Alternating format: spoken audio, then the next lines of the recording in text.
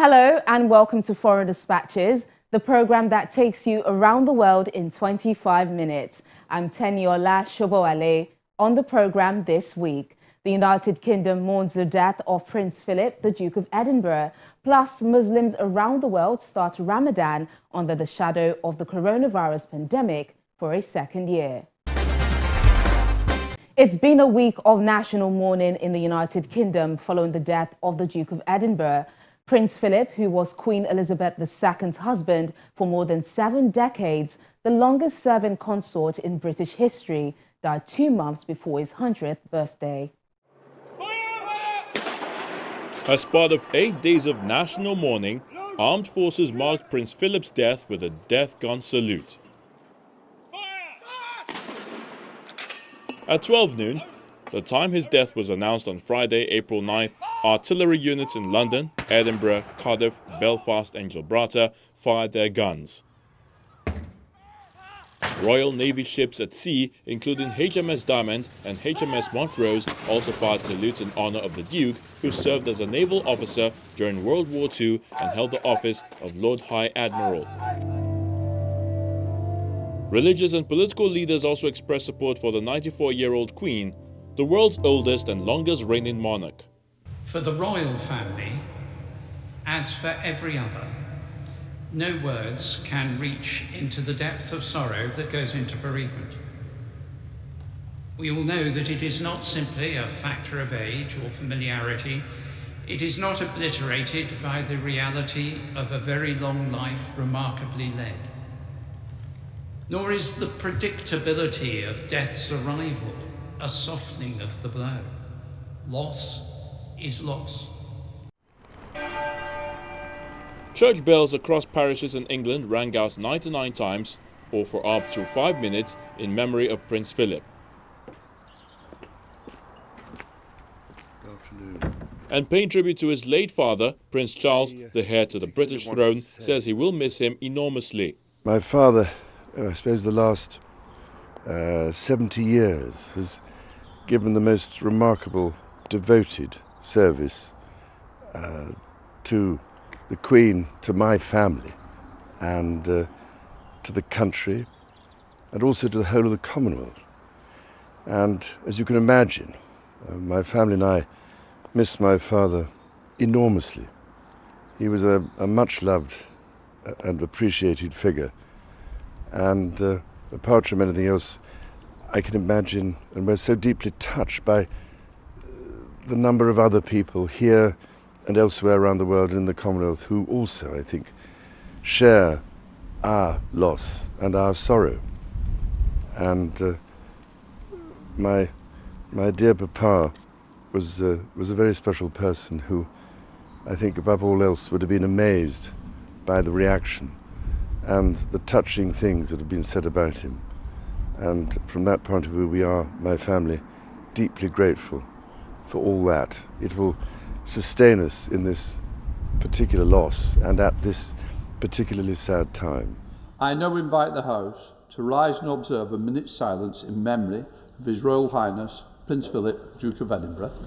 Meanwhile, MPs began proceedings in the House of Commons on Monday by observing a minute's silence to remember the Duke's life. Prime Minister Boris Johnson.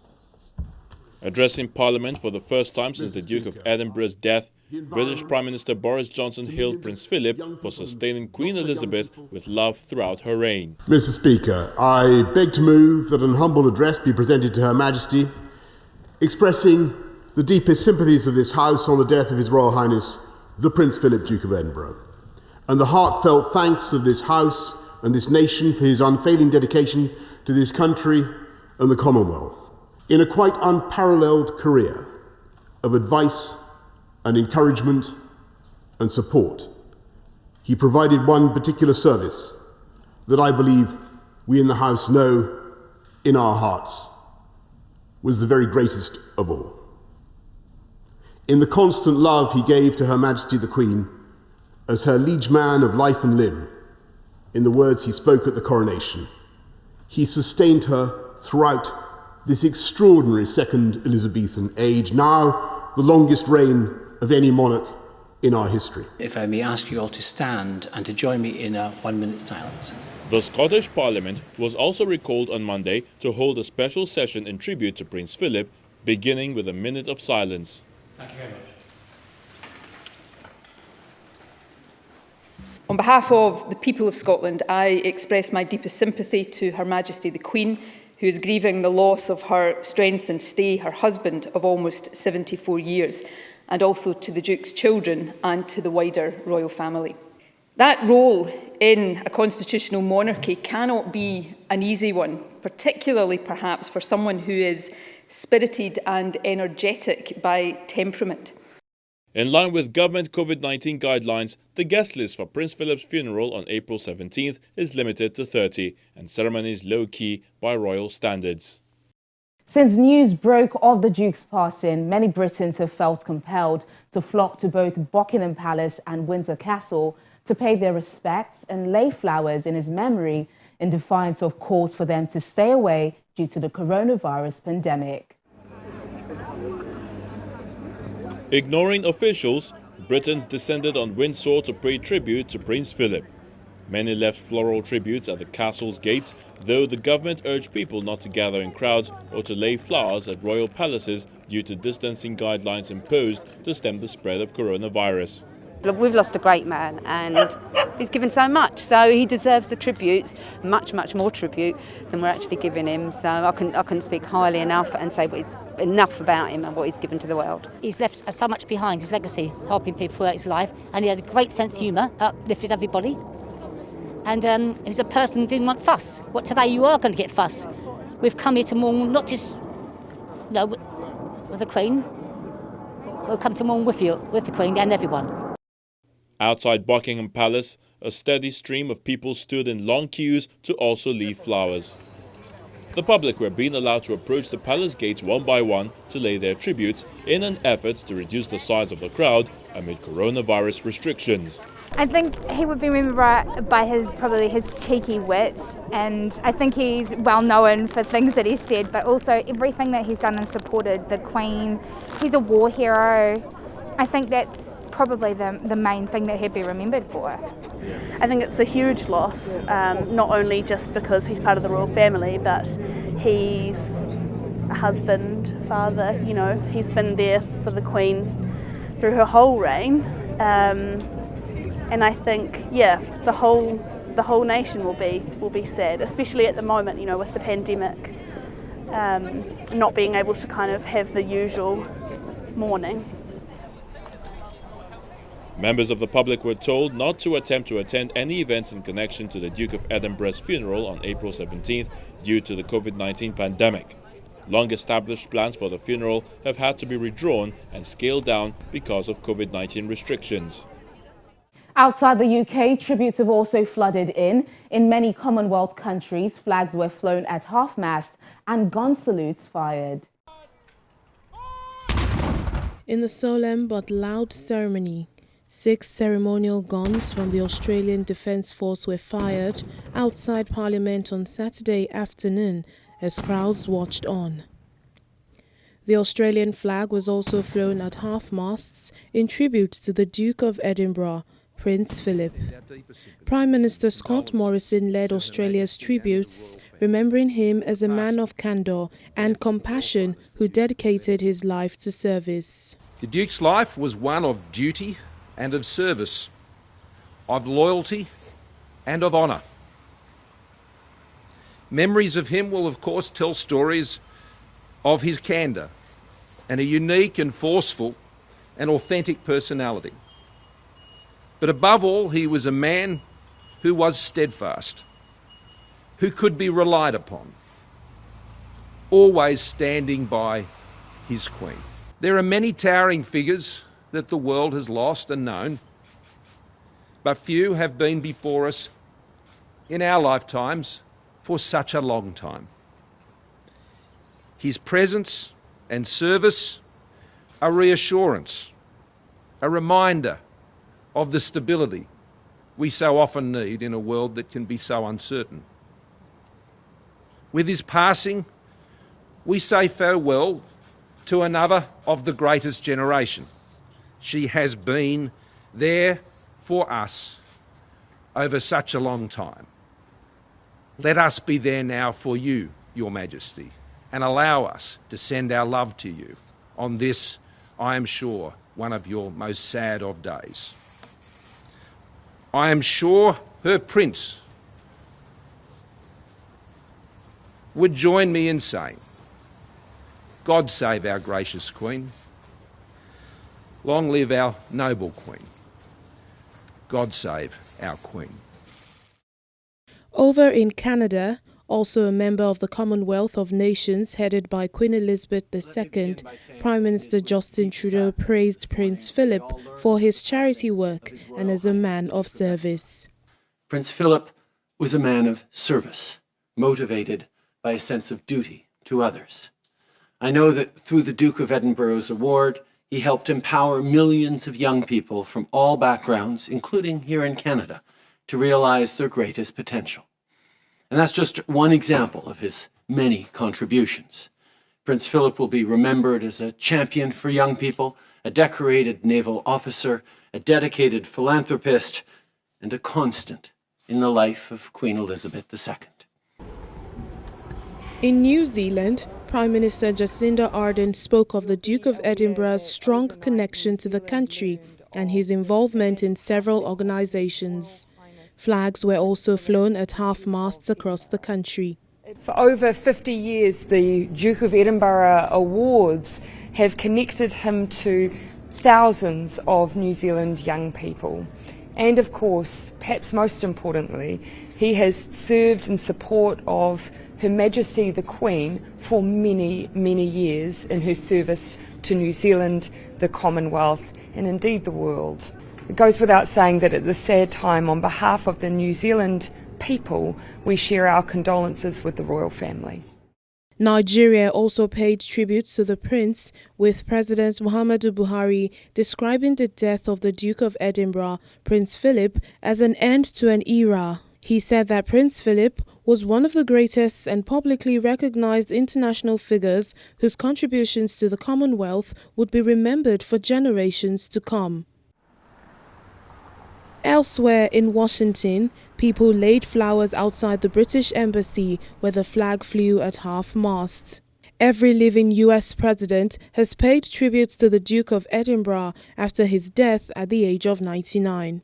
Current President Joe Biden praised his lifetime of service. Jill and I and the entire administration send our condolences to Her Majesty Queen Elizabeth II on the loss of Prince Philip. He was a heck of a guy. It was his lifetime of service to the United Kingdom and the whole Commonwealth was visible to everybody for a long, long time. And his bravery serving in World War II, as well as his being a champion of the environment, as well as the charitable things he set up. So we really do express our condolences for extraordinary life that was led by the Prince, and I think he's going to be missed, particularly in the United Kingdom. With 99 years old, he never slowed down at all, and which I admire the devil out of. The Queen, who is 94, came to the throne in 1952, and the couple, who were third cousins, married at Westminster Abbey on November 20th, 1947. A Greek prince, Prince Philip went on to play a key role helping the monarchy to adapt to a changing world in the post-World War II period. He pushed for the Queen's coronation in 1953 to be televised live, and behind the scenes removed outdated behaviour in the palace he regarded as stuffy. He was the first royal to do a TV interview. Prince Philip spent 4 weeks in hospital earlier this year for treatment for an infection and to have a heart procedure, but returned to Windsor in early March. He died 2 months before his 100th birthday. When Foreign Dispatches returns in just a moment, another setback as the Johnson & Johnson vaccine is paused in the United States after cases of rare blood clots. You're still watching Foreign Dispatches on Channels Television.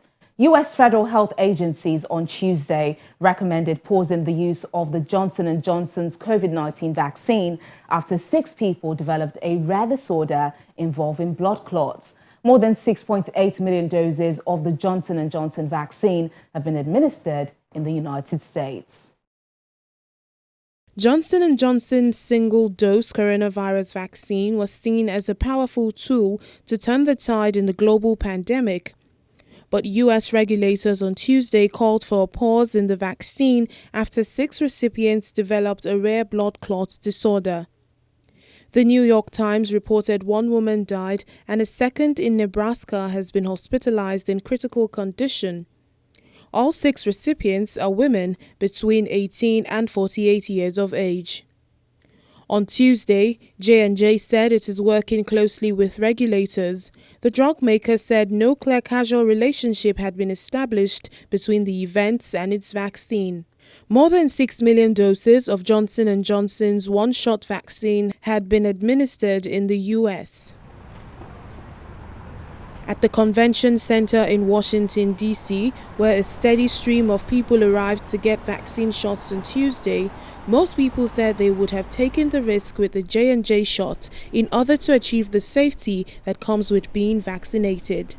Yeah, I would have. I look at a number like 6 and 6.8 million, and that's less than 1 in a million. So when I walk out the door every day, I'm taking that kind of chance anyways. Well, I don't know. I think people are talking about how, they're unsure about it, but I just look at it like this. I think just being vaccinated, I'd rather be safe than sorry. So, that's why I just felt like, I know that that's something that, you want to look at, but I'm not really that major concerned about it. The White House says the United States has more than enough vaccine from Pfizer and Moderna to keep up the pace of vaccinations during a pause in the use of Johnson & Johnson's shot.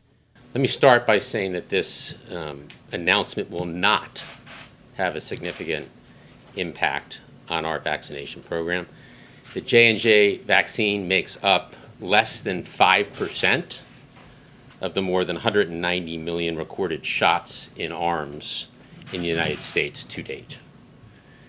The President has always said that this is a wartime effort. We're at war against the virus. And as such, we've mobilized a wartime effort so that we're prepared for a wide range of scenarios. The Johnson & Johnson announcement comes 1 week after European regulators said they found a possible link between AstraZeneca's vaccine and a rare blood clotting problem that had led to a small number of deaths. Over in South Africa, where the country has already administered the Johnson & Johnson vaccine to nearly 300,000 healthcare workers, officials have also put the rollout of the vaccine on hold. Our South Africa Bureau Chief, Betty Dibia, tells us more about the government's decision. Following the latest advice by the U.S. Food and Drug Administration, South Africa's Health Department held consultations with the researchers leading the Sisonke trials, the Ministerial Advisory Committee, as well as the South African Medical Research Council, and this is the outcome. Based on their advice, we have determined to voluntarily suspend our rollout until the causal relationship between the development of clots and the Johnson & Johnson vaccine is sufficiently interrogated. SAPRA will collate information from Johnson & Johnson, the FDA, and other regulatory bodies to make a thorough assessment of the situation and advise us as a regulatory body that has exercised its authoritative powers on the approval of the vaccine in their own right. I humbly call for calm and patience as we ensure that we continue to be properly guided by science and ensuring the safety of our people as we roll out the vaccine campaign. Nearly 300,000 health workers have been inoculated with the Johnson & Johnson vaccine in South Africa under the Sisonke protocol without recorded major adverse effects. The health minister was asked if this suspension was not a knee-jerk reaction given the low risk-benefit ratio of the vaccine, even in the US scenario where only 6 people out of 6.8 million exhibited blood clotting. The feeling has been that because this announcement has come from the FDA, and we would need to collate as much information. We think that it's a precautionary halting. So it's not like we're closing down on the Johnson & Johnson. As soon as the information is made available, we're quite certain that we should be able to move on. But when there's concerns that have been raised, we believe it's important to take them seriously. And so in the current consultation that we've gone through, we have seen that this is what we need to do. The minister hopes that phase 2 of the vaccine rollout plan in the country, expected to begin mid-next month, will not be veered way off course with this development, especially as the country has secured 10 million additional doses of the Pfizer vaccine, bringing the total to 30 million.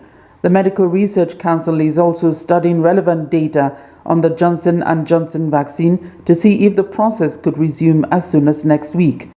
Also, as people are expected to register en masse next month, a risk awareness consent element will be added to the online registration platform.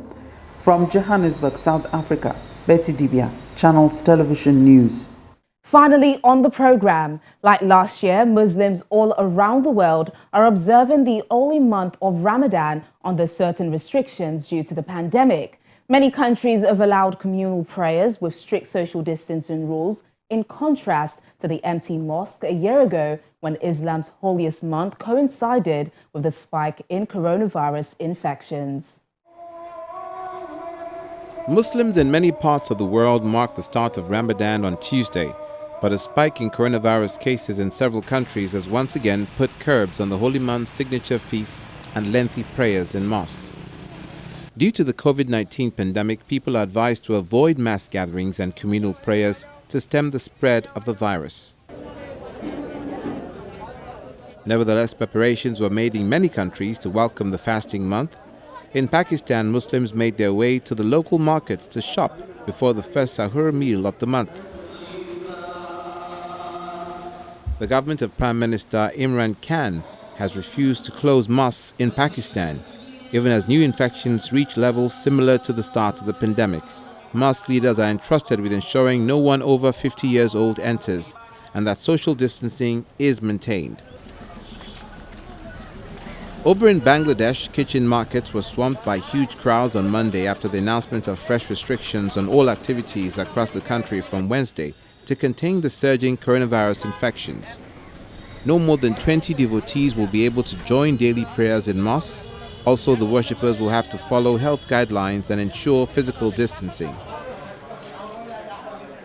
Colorful lanterns and ornate Ramadan decorations filled the streets of Jerusalem on Monday as Palestinians flocked to the markets amidst freer restrictions than at the height of the pandemic.